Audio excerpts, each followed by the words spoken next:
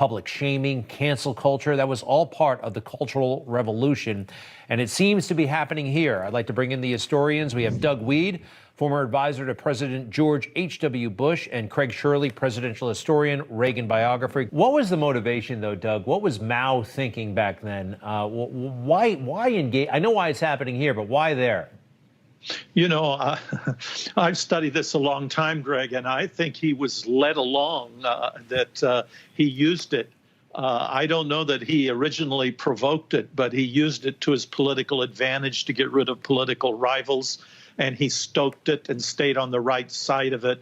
We've seen this type of extremism all through history at different points. I'm right, you're wrong, therefore I'm going to kill you. And it evolves into something terrible. We see it in religion, in every religion, in the Christian religion, in the Middle Ages, the trial of Michael Servetus, who was slow roasted by John Calvin's tribunal in Geneva because of a doctrinal difference over the Trinity. So that's what happens. And the seeds of that are here. And I'm afraid it's pretty far along. The only difference is in China, they would dig up the grave of someone they wanted to shame, and they would desecrate their corpse. That gives you an idea. Wow, I did not know that. And something else that's happening here, though, I know we have a lot of people scared, a lot of people keeping their head down, afraid of being labeled racist or not woke or canceled themselves. But we have a lot of people, especially those moms, like that woman we saw a moment ago, standing up and pushing back. And they're doing it publicly, and they're doing it powerfully, and they're doing it from the heart, Craig. Yeah, and they're doing it. They're pushing back, and that's good and that's important.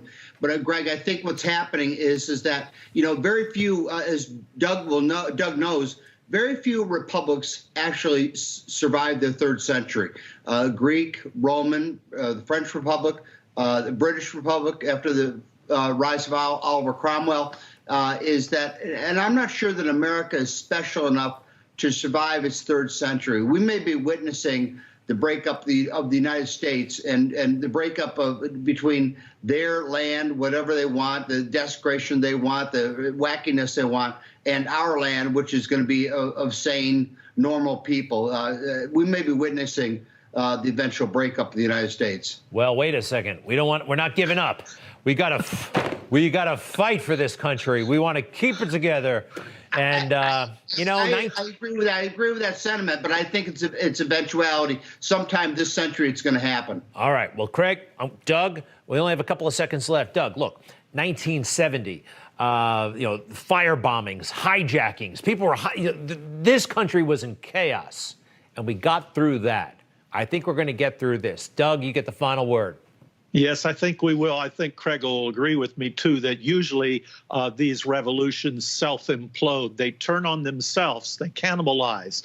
They start out saying, you're not good enough, and then they turn on each other. Oops, you're not good enough either. And that's when it falls apart. That's our best hope, is that they will turn on each other.